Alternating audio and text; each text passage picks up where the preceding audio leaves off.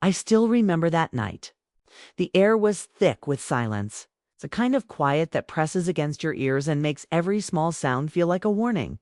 I was in my kitchen washing the dishes from dinner when my phone buzzed. It was a message from my daughter-in-law, Priya. Heat up the leftovers. It read, simple, almost casual. But something about the way it came made me pause. I had known Priya for years, ever since she married my son, and she had never sent me a message like this. Something in my stomach twisted. I glanced at the clock. It was 10:47 p.m. The house was otherwise silent. My husband was asleep upstairs, snoring softly, and my cat was curled up on the couch, purring. I set the sponge down, feeling an odd tension in my chest. Why did this simple message make me feel uneasy? I shook my head, trying to ignore it, telling myself I was overthinking. But then I noticed something strange. There was a faint sound of footsteps outside the kitchen door.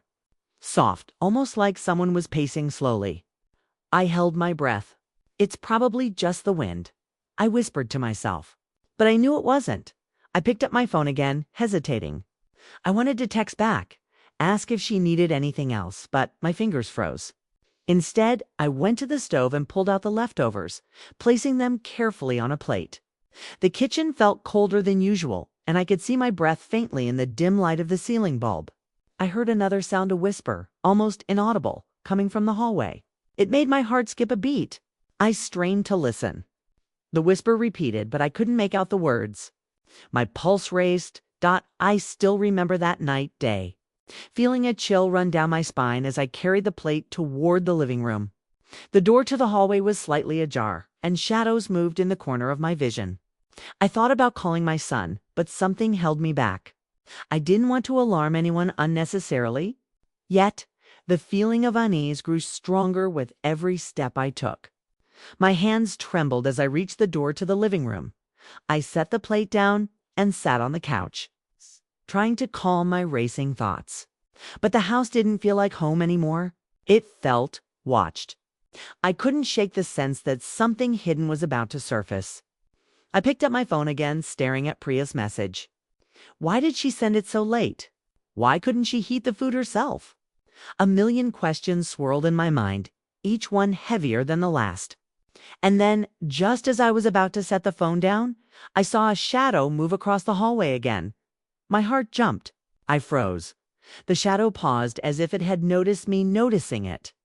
I could hear the faint click of a doorknob and my breath caught in my throat. I tried to tell myself I was imagining things, but my instincts screamed otherwise. Slowly, cautiously, I got up and moved toward the hallway. Each step felt louder than the last, my ears straining for any other sound. Then I noticed my son's jacket, which he usually leaves in the bedroom, was lying on the floor near the hall. How had it gotten there? I still remember that night, day. The way my pulse pounded in my ears as I reached for the jacket. Something didn't feel right. My mind was racing with possibilities, some normal, some frightening. I had never experienced such a mix of fear and anticipation. I felt as if the house itself was holding its breath, waiting for me to discover whatever secret had been left behind. And then I heard it again, the whisper, clearer this time, coming from the kitchen. It said my name. I froze in place. My knees felt weak. Slowly, I turned my head toward the kitchen. There, in the dim light, I saw a figure standing near the counter. It was Priya, but something was off. She wasn't looking at me. Her eyes were fixed on something behind me, and her expression was unreadable. I felt my stomach churn. I wanted to call out to her, ask what she was doing, but my voice refused to come. I was trapped in that moment, suspended between curiosity and fear. Then, without warning, she moved. Fast, too fast, too fast. She grabbed the plate of leftovers from the counter and turned toward the living room. But instead of bringing it to me, she froze mid-step, her eyes widening. She whispered again, "Did you see it?" I shook my head, confused and terrified. "See what?" I asked, my voice barely audible. She didn't answer. She only shook slightly, as if something invisible had touched her. And then, suddenly, she bolted toward the back door. I ran after her, my heart hammering. The cold night air hit me as I reached the door. But she wasn't there. The door was wide open, swinging slightly in the wind. And then I noticed the footprints in the mud outside, two sets, one hers and another. Someone had been in our house. I still remember that night day. The fear, the confusion, and the shock that gripped me as I stood there staring at the dark, empty yard. What had just happened? Who had been in my house? And why had Priya acted so strangely? My mind was spinning with questions, each one more terrifying than the last. And in that moment, I knew one thing for certain. Everything was about to change. And nothing would ever feel safe in my home again. I looked back inside the house, and for the first time I realized something else had moved while we were outside. Something that shouldn't have been there. I still remember that day. Standing in the yard, my heart racing so fast I thought it might leap out of my chest. The cool night air did nothing to calm me. My eyes darted toward the house, the warm yellow light from the windows seeming almost hostile now. I felt a shiver run down my spine, one that wasn't from the cold. Something was definitely inside, something I couldn't see clearly yet. My mind kept going back to the footprints in the mud Prius and the other one. Who else could have been here? I forced myself to move back inside.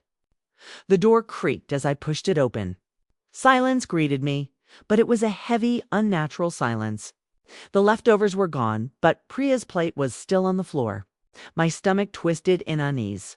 I looked around the living room. Everything seemed normal at first glance. But then I noticed small details I had missed before. A chair slightly out of place, a cushion on the floor, and the faint scent of perfume that wasn't Priya's. I bent down and touched the cushion. It was damp. My hands shook. I still remember that day, feeling a cold knot of fear tighten in my chest. I needed answers, but I also knew I had to be careful. I didn't know who or what had been in our house. I thought about calling my son, but he was away on a late-night work trip. That left me alone with Priya and the mysterious presence that had invaded our home. I picked up my phone and texted her. "Are you okay? Who else is there?" There was no reply, just silence. I moved toward the kitchen slowly, each step making a faint squeak on the wooden floor. My ears were straining to catch any sound. The room was empty, the countertop clear except for the crumbs from our earlier meal. But then I noticed an envelope lying flat on the counter. It wasn't there before. My fingers trembled as I reached for it. The envelope was plain white, no return address. I opened it carefully, almost afraid of what I might find. Inside was a single photograph. I still remember that day, looking at the photograph and feeling my blood run cold. It was a picture of our family taken just a week ago. But in the corner, barely noticeable, was a shadowy figure. Someone standing in the background watching us, almost hidden. I didn't recognize the person. I felt a sudden, icy fear claw at my chest. Who was watching us? Why did they send me this? And why now? My hands shook so badly that I dropped the photo. I bent to pick it up, and that's when I noticed something else. The kitchen window was slightly open. I was certain I had closed it before dinner.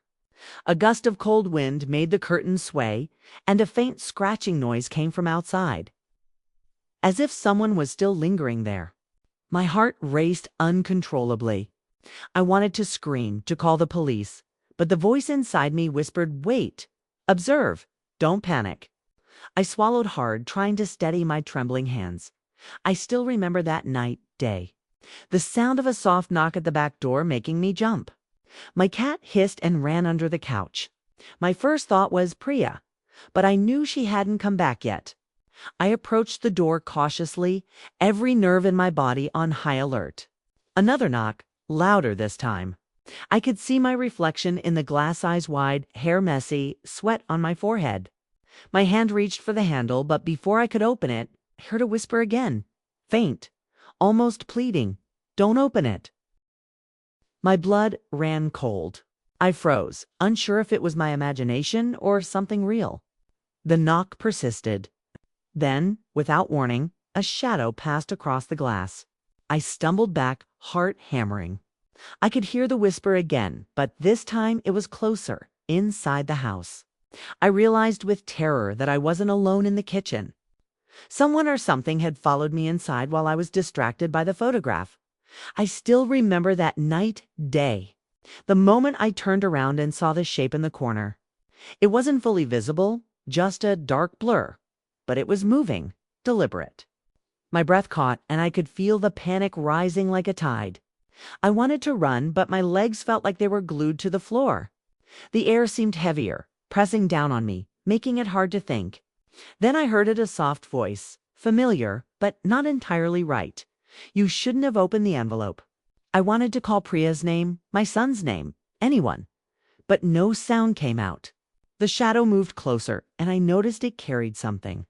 My stomach dropped. It wasn't the plate or food.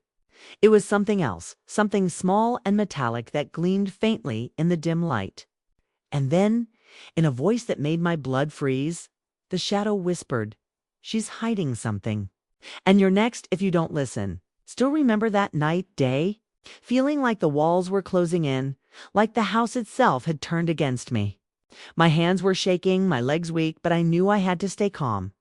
I backed toward the living room, trying to keep this shadow in sight. But just as I reached the doorway, the lights flickered and the figure vanished. The only sound was my own ragged breathing and the faint rustle of the curtains in the kitchen window. I realized then, with a sinking feeling, that whatever had come into our house wasn't finished. It was still here, and it knew more about our family than I did. The photograph, the whispers, the shadow, it was all connected. And somehow Priya's simple message about heating leftovers had triggered it all. I still remember that night, day, feeling utterly alone, terrified, and desperate for answers. But the real question was this: if this was only the beginning, what would happen next? I turned toward the hallway to call Priya's name and froze. On the floor lay another envelope identical to the first. But this one had a note in handwriting I recognized. My own. I still remember that night, day, staring at the envelope on the floor with my own handwriting scrawled across it. My fingers shook as I bent down to pick it up. How could it possibly be mine? I had not written this. I felt a cold sweat run down my back, and my mind raced through every possible explanation. Was someone in the house pretending to be me? Or had I somehow forgotten writing it? No, that made no sense. My heart pounded and my legs felt like jelly as I carried the envelope over to the living room table. I opened it slowly, fearing what I might see.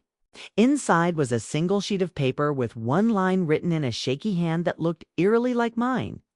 "She is not who she says she is." My chest tightened. Priya, my daughter-in-law. I had trusted her completely, welcomed her into our home, but this message shattered every sense of security I had ever felt. I couldn't believe what I was reading. I sat down heavily on the couch, gripping the paper, trying to steady my breathing. I still remember that night, day, feeling my hands tremble uncontrollably as I replayed the evening in my mind. It had all started with a simple text about leftovers. But everything since then, the shadows, the whispers, the envelopes. The photograph was telling me that something was very wrong. I wanted to call my son, but I hesitated. I didn't want to worry him over what could possibly be a misunderstanding. And yet, the feeling of danger was so intense, so immediate, that I knew I couldn't sit there doing nothing. I rose slowly and moved toward the kitchen. The note clutched tightly in my hand. The wind from the open window rustled the curtains, making the shadows dance on the walls. My cat hissed from under the couch. Something in the room had changed. I could feel it. The air was heavier, almost suffocating. And then I noticed it a faint footprint smeared on the tiled floor, leading toward the back door.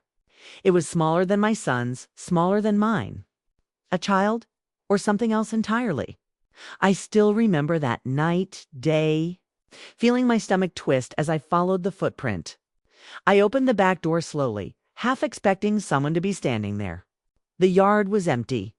The mud glistened in the moonlight, the footprints leading away from the house and into the darkness. My pulse raced as I realized something terrifying. Whoever or whatever had been in my home knew exactly where to go. They had left the house quietly, without making a sound. And yet their presence was still haunting me. I went back inside, trying to calm myself. I needed to understand Priya, and I needed to figure out why someone had broken into our house. My hands were shaking so badly I could barely hold the envelope. I sat down at the dining table, spread the photograph from earlier beside the note, and studied them both. The shadowy figure in the photo was still there, watching us, almost hidden. But now, the note made me see something I hadn't noticed before. Priya's expression in the picture was tense, almost fearful. Something had been troubling her for a long time. I still remember that night, day, the realization hitting me like a hammer. Maybe Priya had been hiding something from all of us. Maybe this entire situation, the mysterious intruder, the shadows, the whispers, was connected to her in ways I didn't understand yet. My mind raced with questions. What had she been keeping secret? Who was the person in the photograph? And why had she texted me that night about heating the leftovers, as if it was a normal request? I couldn't shake the feeling that this small, seemingly innocent message had triggered everything. I heard a soft creak from the hallway. My head snapped in that direction.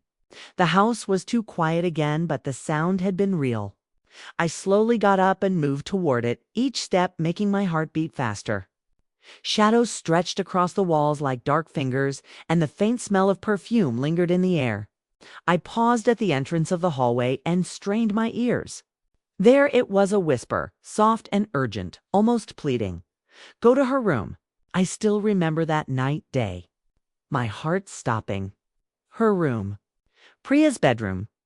My mind told me to stop, to retreat, to call for help. But another part of me, an insistent, relentless, urged me forward. I crept down the hall, careful not to make a sound. The note and photograph clutched tightly in my hands. My chest was tight, every nerve on edge, and my legs felt as though they would give out beneath me. I reached the bedroom door, which was slightly ajar. The room was dim, bathed in the faint light of the moon. Inside, everything appeared normal at first glance. Her bed was made, clothes folded neatly on the chair. But then I noticed the drawer slightly open. A soft metallic clink came from inside. I stepped closer, my breathing shallow. Slowly, I pulled the drawer open. Inside was a small box, locked, but it had a faint scratch on the surface, as if someone had tried to open it recently. My hands shook as I picked it up. I could hear whispers again, clearer this time, almost guiding me. Open it. I still remember that night, day, lifting the small box, feeling its weight in my hands. My pulse pounded so loud it seemed the whole house could hear it. I wanted answers, but I was terrified of what I might discover. What secrets had Priya been hiding? And what was waiting for me in this small, locked box? I slowly traced my fingers over the lock, trying to find a way to open it. But before I could even touch it properly, a soft voice behind me made me jump so violently I nearly dropped it. Mom, what are you doing? Priya's voice was calm, almost too calm. I turned slowly, holding the box close to my chest, and saw her standing there, her eyes unreadable. The room felt suddenly colder, darker. My heart skipped a beat. I wanted to ask her everything about the envelopes, the photograph, the intruder, but something in her expression froze me. She stepped closer, and I realized then she wasn't going to let me see what was inside the box. I still remember that night, day, the fear, the confusion, and the undeniable tension hanging between us like a storm ready to break. Her calmness felt like a trap, her presence both comforting and threatening at the same time. And in that moment, I knew one thing for certain. The answers I had been searching for were inside that box. And Priya was guarding them with everything she had. Priya reached for the box. And just as her fingers touched it, a loud crash echoed from the kitchen, making both of us jump. Something or someone was back inside the house. I still remember that night, day. The crash from the kitchen made my heart leap into my throat. Priya froze mid-step, her hand hovering over the box as if she too had heard it. The house suddenly felt alive in a way I had never experienced before. Like it was holding its breath, waiting for me to make a mistake. I gripped the box tightly against my chest and stepped cautiously toward the kitchen. My mind raced. What had made the sound? Was it the intruder again, or something else entirely? I peeked around the corner. The kitchen was empty, or so it seemed at first glance. The countertops were clear except for the plate of leftovers that had somehow reappeared, cold and untouched. I blinked. How could that be? I was certain I had seen Priya take it away. My pulse quickened and a shiver ran down my spine. Something about the kitchen didn't feel right. Shadows clung to the corners of the room, stretching and twisting with the dim light from the ceiling bulb. I still remember that day, hearing a soft scraping sound from behind the refrigerator. My stomach knotted. Slowly, I moved closer, my feet barely making a sound on the tiled floor. The air felt thick and heavy, like it was pressing down on me. My breath came in shallow bursts as I leaned in to look behind the fridge. Nothing, just the faint hum of the refrigerator and the distant sound of wind rustling the curtains. I thought I was imagining it until I heard a whisper, barely audible. Coming from the dark corner, "Don't trust her." My heart stopped. Don't trust her, Priya. The woman who had married my son, who had been part of our family for years. I spun around to face her, but she wasn't looking at me. Her eyes were fixed on something behind me, more, maybe beyond me. I felt a chill crawl down my spine. I wanted to ask her what was going on, but the words wouldn't come. The tension in the room was suffocating, almost tangible. I took a cautious step back, gripping the box tighter as though it was my only protection. I still remember that day, the soft thud of footsteps above me. The floorboards in the bedroom creaked as if someone was pacing slowly, deliberately.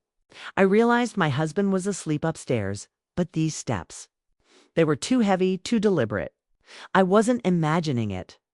Someone else was moving around in the house, and I couldn't see them. I wanted to call out, but my voice caught in my throat. I could feel my pulse pounding in my ears, echoing in the silence. Priya finally spoke, her voice low and tense. "We need to leave now." I looked at her, confused. "Leave? Why? What's happening?" She didn't answer. Instead, she took the box from me and ran toward the back door. I followed, heart hammering, my mind spinning with questions.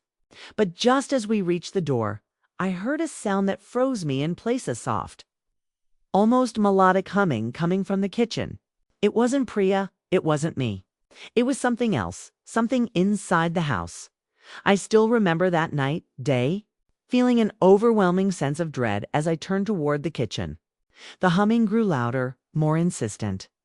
Shadows shifted along the walls, moving without anyone there. My instincts screamed at me to run, but I was rooted to the spot. Priya's hand squeezed mine, and she whispered, almost urgently, "Don't look back." But of course, I looked, and what I saw made my blood run cold. On the countertop, the plate of leftovers had moved. Slowly, almost deliberately, it slid across the smooth surface toward the edge, teetering as if pushed by an invisible hand. And then it fell, crashing to the floor, spilling food everywhere. The sound echoed through the house, and in that moment, the humming stopped. Silence returned, but it was worse than before, heavier, oppressive, and full of menace. My stomach twisted. Whatever was in our house wasn't just watching us. It was aware. I still remember that day, the way Priya and I stood frozen, staring at the mess on the floor, knowing we weren't alone. I wanted answers, wanted her to explain everything. But she shook her head, fear and determination flickering across her face. "You don't understand," she said softly, almost pleading. "It's not just someone in the house. It's connected to me. It's my past. And now it's here because of you." A chill ran down my spine. Connected to her past. What had I gotten myself into? My mind spun with questions. But before I could speak, another sound came from the hallway. A whispering voice, low and urgent, calling my name. I turned my heart in my throat and saw the shadow again. But this time, it was closer, darker, more defined. I couldn't make out its features, but I could feel its gaze burning into me. I still remember that day, stepping back, terrified, as Priya pulled me toward the back door. "We have to go. We don't have much time," she urged. I wanted to ask more, wanted to know what all of this meant, but instinct told me to obey. We ran out into the cold night, leaving the house behind. But even as we moved, I could feel the house watching us, the whispering voice following, echoing in my mind by the time we reached the street. My legs were trembling, my chest heaving. Priya stopped and turned to me, her face pale and tense. "They know you're involved now," she said softly. "And once they know, there's no turning back." I still remember that night, day, realizing the danger was far from over. Whatever had been in our house, whatever had been watching us, was now aware of me. And I knew deep down that the true nightmare was only beginning, as we tried to catch our breath on the quiet street. I felt my phone vibrate. A new message appeared from an unknown number. "You shouldn't have left the house." Still remember that night, day, standing in the cold street, my phone buzzing in my trembling hands. I stared at the unknown number's message. "You shouldn't have left the house." My heart skipped a beat. I looked at Priya, whose face was pale and tight with fear. She grabbed my hand, her grip firm yet desperate. "We need to move," she whispered urgently. I didn't ask questions. Instinct told me to follow her. Every instinct in my body screamed that if we stayed, we wouldn't make it through the night. We walked briskly down the empty street, the quiet only broken by the occasional rustle of leaves in the wind. My mind was spinning. Who had sent the message? Was it the shadow that had been in our house? Or someone else? Priya didn't speak much, only glancing over her shoulder now and then, her eyes sharp and fearful. I could feel the tension radiating from her, and it made my own fear worse. I wanted answers, but I knew better than to push her. I still remember that night, day. As we reached a small park a few blocks from our house, Priya stopped suddenly. The park was deserted, bathed in pale moonlight, and shadows stretched across the ground like long fingers. She turned to me, her eyes pleading, almost desperate. "You have to promise me something," she said. "No one can know about this. Not your husband, not your family. If they find out, it will be worse." I nodded, though my chest felt tight and heavy. I wanted to argue, wanted to insist on knowing everything, but fear kept my voice silent. Then she began to tell me. Slowly, in hushed tones, she revealed a part of her past I had never imagined. She spoke of a secret family feud, of someone who had been watching her for years, waiting for an opportunity. I felt chills run down my spine. It explained the shadow, the whispers, the envelopes, and the photograph. Someone had been following Priya, hiding in the shadows, and somehow my involvement had brought me directly into their path. I still remember that night, day, listening to her story and feeling my mind reel. The figure in the photograph wasn't random. It was someone from her past, someone with a grudge, someone dangerous. And somehow that person had found a way into our house, into our lives, without our knowledge. Every detail that had seemed strange, the messages, the shadows, the noises suddenly made sense. But the sense of danger only grew stronger. As we spoke, I realized the urgency of our situation. Priya took my hand and led me deeper into the park, away from the streetlights and into the shadows of the trees. "We have to stay hidden tonight," she said, her voice trembling slightly. "They're still there, watching." My stomach churned with fear. I couldn't see anything in the darkness, but I could feel eyes on us piercing through the night. My pulse raced uncontrollably, and every small sound, the rustle of leaves, the snapping of a twig, made me jump. I still remember that night, day, the way the darkness pressed in around us. Priya whispered that she had prepared a safe place, a friend's house several miles away. But to get there, we had to avoid anyone following us. The thought made me even more tense. How could we possibly escape? And yet, I had no choice. The shadow, the intruder, the unknown danger, was clear that if we stayed, we wouldn't survive another night. As we started moving quietly through the park, I noticed something in the distance. A faint glow, like a flashlight, flickering between the trees. My heart leaped into my throat. Were they already following us? Priya froze, motioning for me to stay low. We crouched behind a bush, barely breathing. The light moved closer, and I could hear faint whispers carried by the wind. Someone was searching for us, and we were vulnerable. Every instinct screamed at me to run, but I didn't dare. I still remember that night, day, the sound of footsteps crunching on the gravel path nearby. The light swung closer, and I caught a glimpse of a figure tall, shadowy, indistinct in the darkness. But the presence was unmistakable. My breath caught in my throat. Priya's hand gripped mine tightly. "Stay calm," she whispered. But the fear in her voice mirrored my own. Whoever was out there knew exactly where we were. And there was no way to escape unnoticed. We waited, tense and silent, the minutes stretching like hours. Every small sound made me flinch. And then, suddenly, the figure moved away, disappearing into the shadows. I let out a shaky breath I didn't realize I was holding. But even as relief washed over me, I couldn't shake the feeling that this was only temporary. They weren't gone. They were still out there, waiting, watching, and now they knew we were running. I still remember that night, day, walking cautiously through the darkness, Priya leading the way, my heart pounding with fear and anticipation. Every step felt perilous. Every sound made me jump. And in that moment, I realized just how deeply we had been pulled into this dangerous web. Nothing would ever feel safe again. As we reached the outskirts of the park, my phone buzzed again. Another unknown number. The message was short, chilling, "You can't hide forever." Still remember that night, day. My hands shaking as I stared at the message on my phone. "You can't hide forever." My heart pounded violently, and I felt a chill run from my neck down to my toes. Priya grabbed my arm, pulling me along the narrow street that led away from the park. "We need to keep moving," she whispered urgently, her eyes scanning every shadow. I nodded, barely able to speak, my mind spinning with fear and confusion. Whoever was sending these messages, they weren't joking. We moved quickly, sticking to the dark alleys and side streets, avoiding the main roads. Every sound, distant dogs barking, a car passing, the wind rustling leaves made my pulse race. I kept glancing over my shoulder, half expecting to see the shadow from our house following us. I couldn't stop thinking about the envelopes, the photograph, the whispers. Everything had led to this night, and it was clear that our lives were in danger.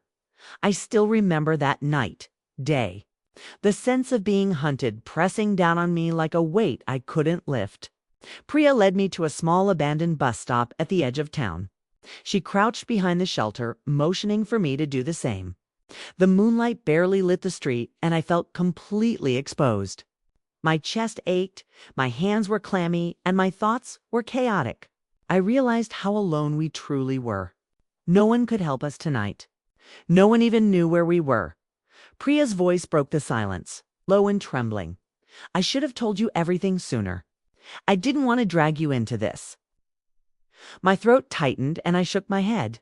"Tell me now. I need to understand," I said, my voice barely a whisper. She nodded, glancing nervously down the empty street. Slowly, she began to reveal the truth about her past, the reason someone was after her. The reason our house had been invaded. I still remember that night, day, listening to her story, each word more chilling than the last. Years ago, she had discovered a secret about her family, a dangerous secret. One that certain people would do anything to keep hidden. She had escaped, changed her identity, and started a new life. But apparently, someone from her past had tracked her down. And now, because of her, I had been dragged into this nightmare. The weight of her words pressed on me, making it hard to breathe. Suddenly, a noise shattered the tense silence. The sound of footsteps, deliberate and slow, coming from the street behind us. I froze, my heart hammering. Priya grabbed my hand and pulled me down further behind the shelter. A shadow moved under the dim streetlight, indistinct but purposeful. Whoever it was, they were looking for us. My mind raced, trying to figure out our next move. There was no one to call. There was no safe place nearby. I still remember that night, day. The fear that gripped me as the shadow passed close to our hiding spot. I could feel their presence like a predator circling its prey. Priya's grip on my hand was tight, almost painful, but it was the only thing grounding me. We waited, barely breathing, as the shadow disappeared into the darkness. I wanted to move, to run, to scream, but I knew it was too dangerous. One wrong step and they would find us immediately. Priya whispered, her voice urgent. "We have to get to the safe house. It's not far, but we need to stay hidden." I nodded, fear and determination mixing in my chest. We started moving cautiously, sticking to the shadows, avoiding the streetlights, every step calculated. My legs ached, my chest burned, but I forced myself to keep going. The thought of finally reaching safety pushed me forward. I still remember that day, turning a corner and seeing a small, dimly lit house at the end of a quiet street. Priya exhaled, relief washing over her face. "We're here," she whispered. But even as we approached, I noticed something strange. There was no light inside, no sound. It was too quiet, too perfect. My stomach churned with unease. Something about this safe house didn't feel right. As we reached the door, a shadow moved across one of the windows. My pulse raced. Priya stopped, her hand hovering over the doorknob. "Wait," she said, her voice tense. "Something's wrong." Before I could ask her what she meant, a sharp, chilling laugh echoed from the darkness surrounding us. The sound made my blood run cold. It wasn't coming from inside the house. It was coming from everywhere. I still remember that day, realizing with terror that we were being lured. The safe house wasn't safe. It was part of the trap. My legs froze, my mind racing with panic. Priya turned to me, her face pale and stricken with fear. "We've walked right into it," she whispered. "They've been waiting for us all along." Before I could react, the front door of the house creaked open slowly, and a dark figure stepped out, blocking our only escape. I still remember that day, my heart pounding violently as I stared at the dark figure standing in front of the so-called safe house. The moonlight barely revealed its shape, tall, imposing, and completely still. Priya's hand gripped mine tightly, her fingers digging into my palm as if to anchor me in reality. My chest felt heavy, my throat dry. I wanted to speak, to demand answers, but my voice refused to come. The figure didn't move at first. It simply stood there, watching us. Then a slow, deliberate step echoed on the pavement. The figure was approaching. My stomach knotted, fear spreading like ice through my body. I could feel Priya trembling beside me, her grip tightening. I wanted to run, but the street offered no cover, no shadows deep enough to hide us completely. The air felt thick, almost suffocating. And every instinct screamed that a wrong move could be fatal. I still remember that day. The figure finally stepped into the dim light. My breath caught. It was not a stranger. Not entirely. The face was partially hidden, but there was something familiar in the eyes, a cold, calculating look that made my blood run cold. I wanted to step back, but Priya whispered sharply, "Don't make a sound. Don't move." Our words made my stomach twist. Whoever this was, Priya feared them more than anything else. The figure spoke, its voice low, measured, chilling. "You shouldn't have left the house." My pulse leaped. The same words that had appeared on my phone, words that had haunted me all night, were now being spoken aloud by someone standing in front of me. The realization made my knees weak. Priya's face was pale, her lips trembling as she muttered under her breath, "It's them. It's finally here." I still remember that day, feeling trapped, exposed, and utterly terrified. There was no escape. The figure moved closer, each step slow and deliberate, like a predator savoring the fear in its prey. I could see now that they carried something in their hand, glinting faintly in the moonlight, a small metallic object. My stomach churned with dread. I didn't know what it was, but I instinctively knew it was dangerous. Priya whispered urgently, almost pleading, "We can't let them take us. Follow my lead." I nodded, terrified, as she pulled me toward the side of the house. Our movements were careful, calculated. Every small sound, the crunch of gravel underfoot, the creak of the fence, made my heart pound faster. The figure stopped for a moment, listening, and then tilted their head, as if sensing our presence. I still remember that day, the fear coiling in my chest like a live thing. Priya led me to a small alley beside the house, hoping to circle around to the back entrance.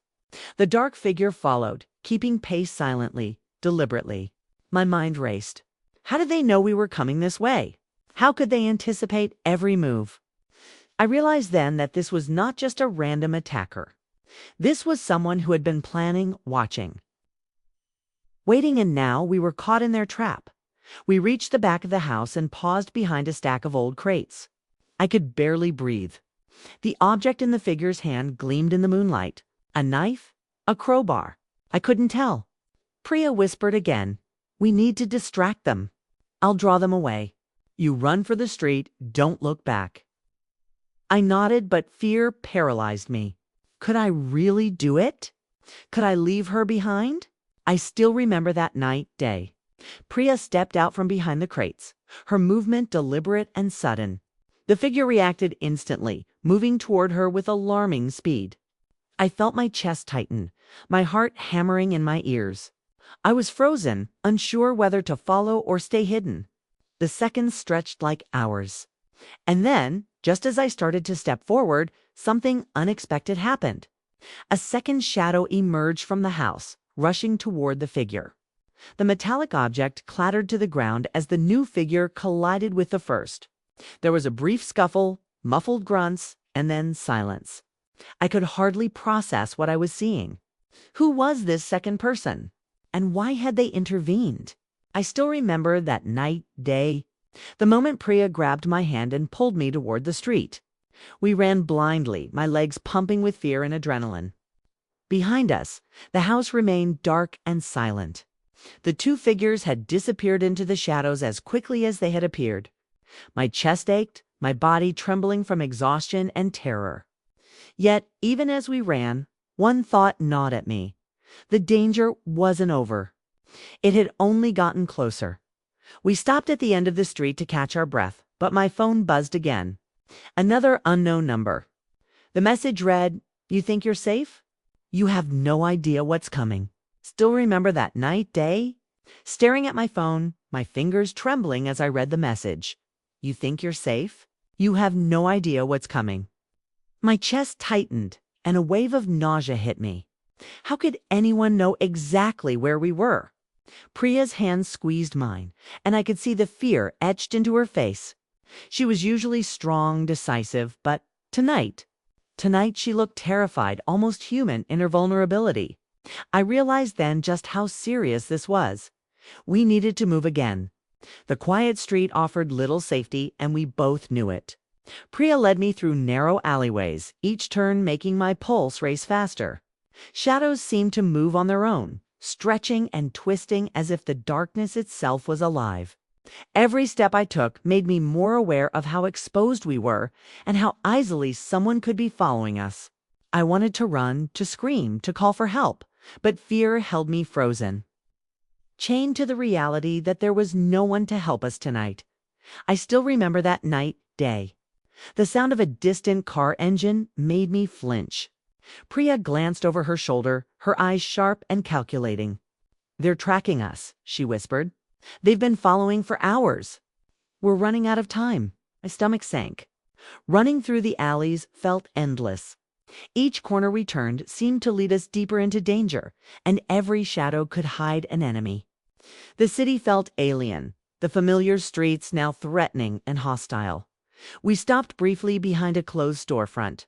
I leaned against the wall, trying to steady my shaking hands. Priya crouched beside me, her voice low and urgent. "Listen, there's a place we can go, but it's risky.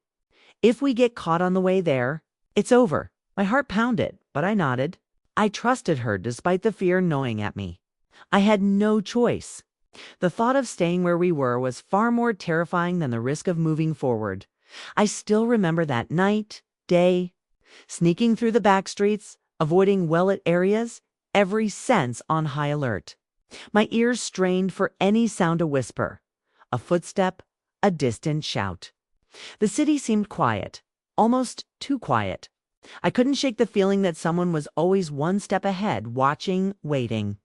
Every small noise made my pulse spike. I could feel Priya's tension pressing against me like a second heartbeat. Suddenly, a movement in the shadows made me freeze. A figure emerged silently from an alleyway ahead. I could barely see them, just a dark silhouette in the dim streetlight. My breath caught. Priya stepped in front of me, her hands raised slightly, and whispered, "Stay calm. Don't make a sound." The figure didn't move for a moment, then slowly extended a hand. Revealing a familiar object, it was a photograph. I still remember that night, day, recognizing the photograph instantly. It was of me, alone, taken from somewhere in our home. My chest tightened, fear constricting my lungs. How had they gotten this? And why? The figure's voice was low, almost soothing, but it carried a menacing edge. We know everything. You can't hide. You can't run. I felt my knees weaken. Priya grabbed my arm, pulling me back, her eyes flashing with a mix of fear and defiance. We ran again, faster this time, adrenaline fueling every step. The streets blurred around us, every shadow threatening. I still remember that night, day. The feeling of being hunted, the constant awareness that danger was always near. We reached an old abandoned building Priya had mentioned earlier, slipping inside quickly. The interior was dark and cold, but at least we were out of sight. We collapsed against the wall, gasping for breath, our hearts pounding so violently it felt like they would burst from our chests. But the relief was fleeting. I still remember that night, day, hearing faint whispers coming from somewhere deep inside the building. They weren't outside. They were inside. My body froze. The danger had followed us. Whoever or whatever was after Priya and me wasn't just persistent. It was relentless. And I realized with a sinking feeling that there would be no more hiding tonight. Priya's voice broke the silence, low and urgent. We have to get to the basement. There's a hidden door there, a way to escape if they find us. Shh. But her voice trailed off, fear and hesitation mingling in her tone. I looked at her, heart pounding. But what? I asked. She shook her head, unwilling or unable to speak. I still remember that night, day, following her toward the basement, every sense on high alert. The building creaked under our weight. Each step sounded like a gunshot in the dark. And just as we reached the door to the basement, a loud crash echoed from upstairs. Something or someone was inside the building with us. I turned toward the staircase and saw a shadow descending, moving faster than humanly possible, straight toward us. I still remember that night, day, staring up at the shadow descending the staircase, my heart hammering so violently I thought it would burst from my chest. Priya's hand clutched mine tightly, her fingers digging into my palm like an anchor. The air in the abandoned building felt suffocating, thick with fear. Every sound, the creak of the stairs, our ragged breaths, the faint scuffle of unseen movement made me flinch. I realized then that whatever was coming for us wasn't human. The shadow moved with terrifying speed, landing at the base of the staircase in almost a silent thud.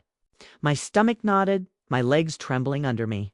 I wanted to scream, but my voice caught in my throat. The figure was taller than any person should be, its presence dark and oppressive. I could feel the weight of it pressing down on us, the air around us thickening with menace.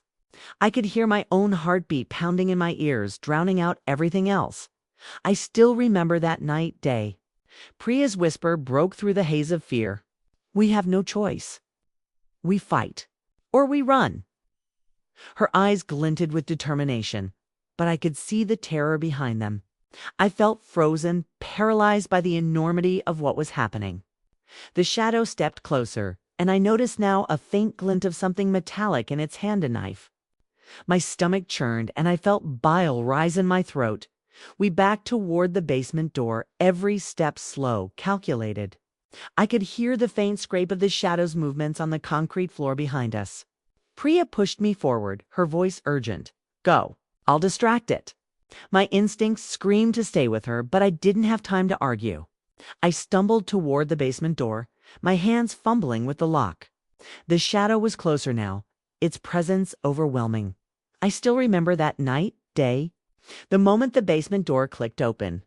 I slipped inside, heart racing, and Priya followed, closing it behind her.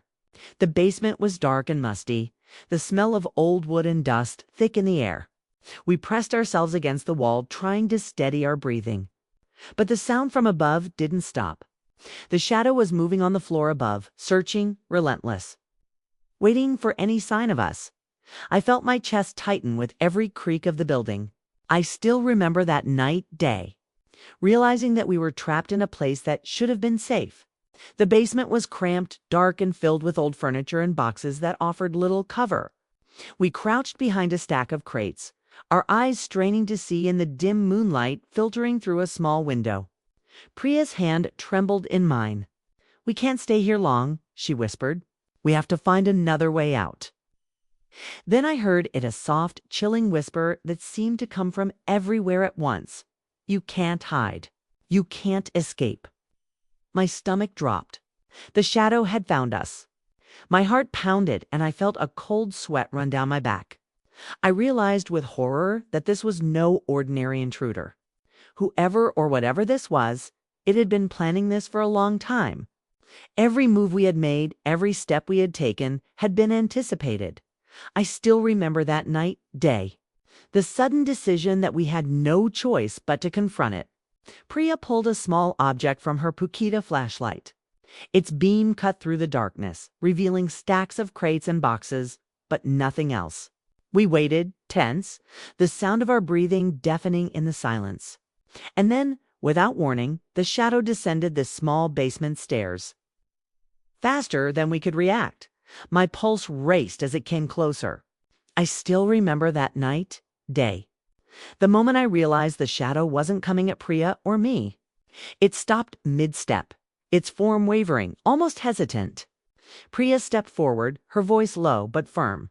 "I know who you are. I know why you've been following me. Leave us alone." The shadow didn't respond. Instead, it moved toward a small corner of the basement, revealing an object I had never expected, a second envelope, lying on the floor. I still remember that day, seeing Priya pick up the envelope, hands shaking. The envelope was addressed to me with my name written in the same shaky handwriting from before. I hesitated, fear rooting me to the floor. Priya tore it open, revealing a single photograph inside. My blood ran cold. The picture showed our house taken from outside, but in the window. I could see myself and Priya hiding in the basement. I still remember that day, the weight of the realization hitting me like a hammer. Whoever had been hunting us had been watching us all along. They knew where we were, what we were doing, and now there was no more hiding. The shadow loomed closer, the metallic object glinting faintly in the flashlight's beam. Priya whispered urgently, "We have to go. Now, there's no time left." We bolted toward the basement exit, but as I reached the top step, the shadow lunged and everything went black.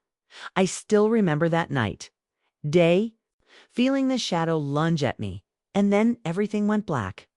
My mind was spinning, fear consuming every thought. For a moment, I thought it was over. I thought we were finished. But then I felt Priya's hand gripping mine, pulling me back into reality. "Get up! We're not done yet," she shouted, her voice fierce and desperate. Somehow her courage fueled me, giving me strength I didn't know I had. We scrambled up the basement stairs, the shadow closed behind us. My heart pounded, every beat a deafening drum in my ears. Priya led the way, her knowledge of the building guiding us through dark corridors and narrow hallways. The metallic glint of the shadow's weapon caught in the dim light, and fear surged through me again. But now I wasn't just running, I was determined. I refused to let whatever had terrorized us win. I still remember that day, reaching a small side door that led outside. Priya threw it open and we ran into the cool night air, gasping for breath. The streets were empty, the silence broken only by our frantic footsteps. I glanced back once. The shadow stopped at the doorway watching us, but it didn't follow. For the first time, I felt a glimmer of hope. Somehow, we had escaped, at least for now. But the relief was brief. I still remember that day. As we reached a quiet park several blocks away, Priya pulled me behind a tree, crouching low. She handed me a small folder she had kept hidden. "This contains everything," she whispered. "Everything about my past, about them. If we survive tonight, you need to read it. You need to understand why this is happening." My hands shook as I took the folder. Inside were photographs, letters, and documents revealing a web of secrets, lies, and dangerous people from Priya's past. I still remember that night, day. Sitting on the park bench, the folder open, absorbing the truth. Priya's life had been a careful dance of hiding, running, and protecting herself from those who sought to harm her. And somehow, I had been drawn into it. I felt a mixture of fear, anger, and relief. Fear for what could still happen, anger at the situation we had been thrown into, and relief that we were alive as the hours passed. The first light of dawn began to creep over the horizon. I still remember that night, day, realizing that this nightmare had changed everything. Our lives would never be the same, but we had survived. We had faced the darkness and lived. Priya turned to me, her eyes softening. "We can't go back," she said quietly, "but we can move forward together." I still remember that night, day, the weight of everything pressing down on me, yet feeling lighter somehow. I had faced fear, uncertainty, and danger beyond anything I could have imagined. But I had also discovered resilience, courage, and the importance of trust. Priya's secrets were heavy, but they no longer felt like a threat. They were a part of our shared story now. Finally, I want to leave you with this message. Life can throw the unexpected at us, testing our courage and resilience. But no matter how dark the night or how dangerous the shadows, there is always hope. If you enjoyed this story, please like, subscribe, and share your thoughts in the comments. Your support helps me bring more true-life suspense stories like this to you. And I promise every story has its lessons, its mysteries, and its unforgettable moments.